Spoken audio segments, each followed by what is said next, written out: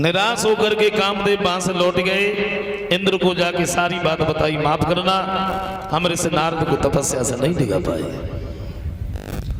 और इधर नारद की आंख खुली तो बड़ा अभिमान हो गया। अभिमान क्या हो गया? अभिमान ये हो गया, अब तो मेरे समान दुनिया में कोई महात्मा है ही नहीं, मैंने तो कामदेव को जीत लिया, मैं तो बाल ब्रह्मचारी हूं। और इसी अभिमान को लेकर इसे नारद कैलाश पर्वत पर पहुंच गए, भोले बाबा के नजदीक। भगवान शंकर ने जैसे ही देखा, बिठा लिया, आओ नारद, बड़े दिन में आए, कहाँ रहे अभी तक? तो नारद कहते, प्रभु आपको नहीं मालूम? नहीं तो। बोले, मैं हिमालय पर्वत पर तपस्या कर रहा था, अब मेरे समान दुनिया में कोई महात्मा है ही नहीं, मैंने तो कामदेव को जीत लिया, मैं तो बाल ब्रह्मचारी हूं। तो भोले बाबा बोले, देखो नारद, जब बात तुमने हमसे कही सो कही, लेकिन कहूं ब्रह्मा जी से जाके नहीं कही। नारद ने तत्काल ही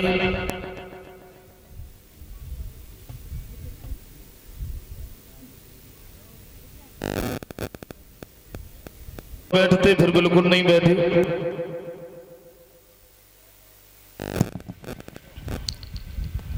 तत्काल ही बीड़ा उठाया, ये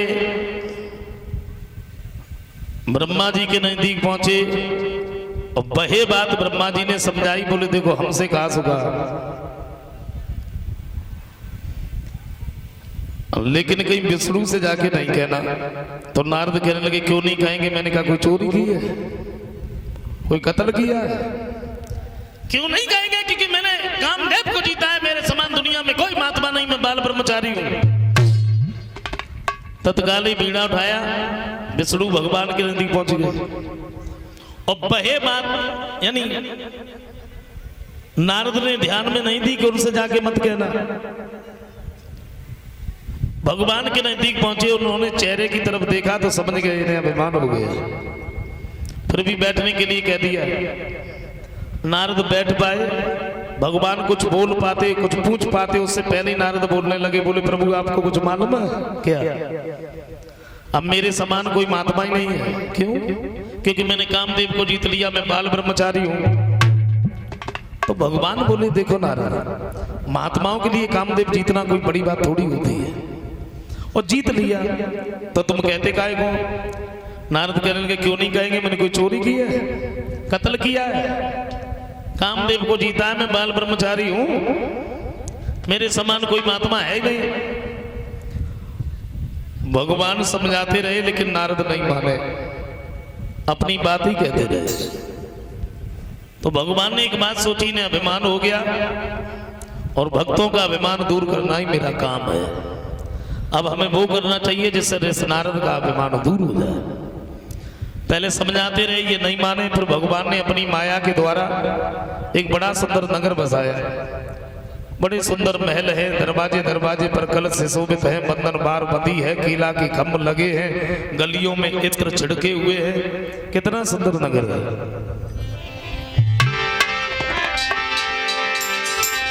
तो निज पुरी से भी प्रभु ने और अति सुंदर जिसे बनाया है।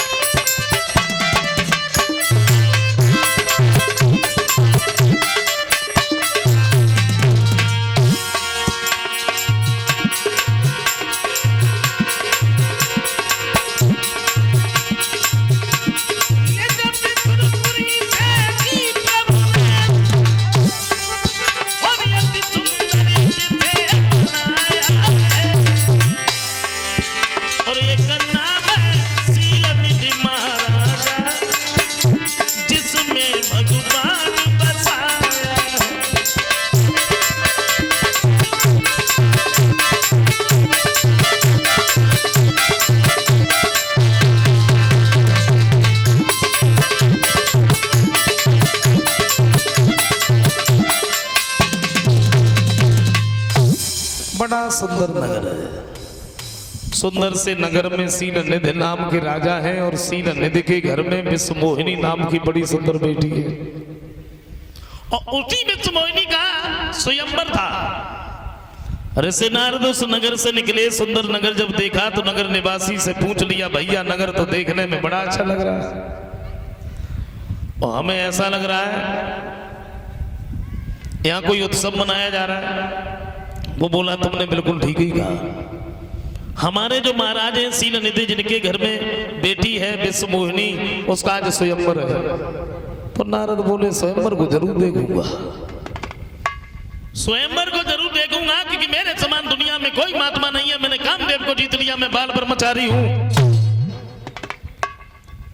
तत्काल ही ये सील निधि के पास में पहुंच गए और सील निधि ने देखा, सुंदर से आसन पर बैठा लिया। आइए महाराज, मेरा तो सौभाग्य है आज आप हमारे दरवाजे पे हैं। तो नारद बोले, क्या ऐसा वैसा महात्मा समझते हो? मैं क्या दरवाजे दरवाजे पर भागता फिरता? तुम्हें नहीं मालूम मेरे समान दुनिया में कोई महात्मा नहीं है। मैंने कामदेव को जीत लिया, मैं बाल ब्रह्मचारी हूं। सील निधि बोले, महाराज हमने कब कहा आपने कामदेव को नहीं जीता? मैंने तो इसलिए कहा आप बड़े अच्छे समय पे आए हैं, मेरी बेटी का स्वयंवर है, आप आ ही गए हैं, बता दीजिए आचार विचार कैसे रहेंगे, इसके साथ शादी होगी, वो लड़का कैसा होगा? तो नारद कहने लगे, कहाँ है तुम्हारी बेटी? बुलाइए। चेहरे की तरफ क्या देख रहे हो? मेरे समान कोई महात्मा है नहीं, बुलाओ। सील निधि ने विश्व मोहिनी को बुलाया। अच्छा, विश्व मोहिनी देखने में बड़ी सुंदर, बड़ी सुंदर।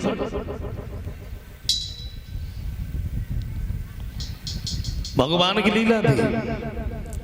दूर से जैसे ही विश्व मोहिनी को देखा, देखते ही रह गए। सोचा, भगवान ये लड़की तो बड़ी सुंदर है और इस महात्मापन में कुछ भी नहीं रखा। बैठे नारद जो ये कह रहे थे कि मेरे समान दुनिया में कोई महात्मा नहीं, और वही नारद उस लड़की की चेहरा की तरफ देख के भूल गए कि थोड़ी देर पहले मैं कुछ और कह रहा था। सील निधि बोले, महाराज कहां खो गए आप? अब लड़की का हाथ अपने हाथ में पकड़ा, लड़की का हाथ अपने हाथ में पकड़ा। अब हाथ की तरफ नहीं देख रहे, चेहरा की तरफ देख रहे। गोस्वामी तुलसीदास जी कहते हैं कि देखी रूप मुनि बिरति बिसार।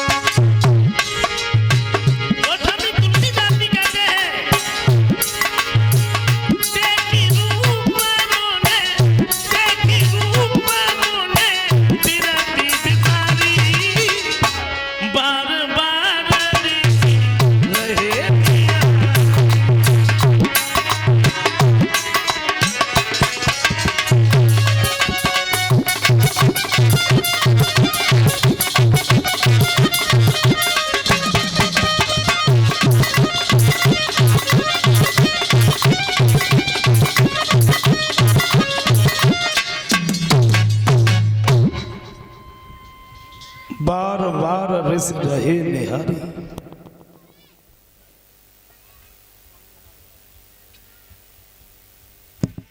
हाथ की तरफ नहीं बल्कि चेहरा की तरफ।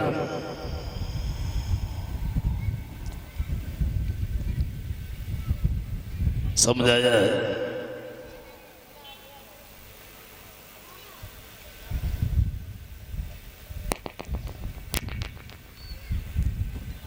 सील निधि कहते हैं, महाराज कुछ बताया नहीं आपने। लड़की की हाथ की रेखाओं पर एक नजर पड़ गई नारद की।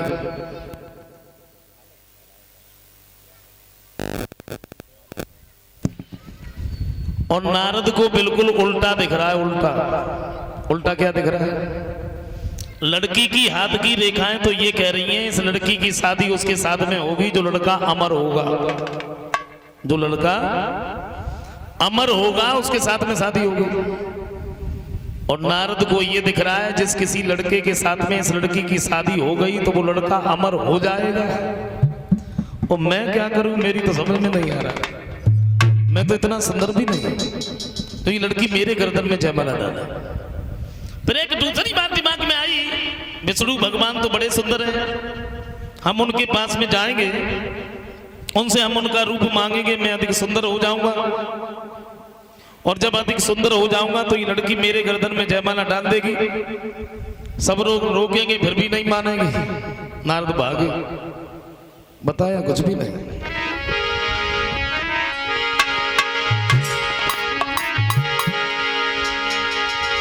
तो छोड़ी कर हाथ बेटी का नारद चले, और दिल में बातें छुपी की छुपी रहे।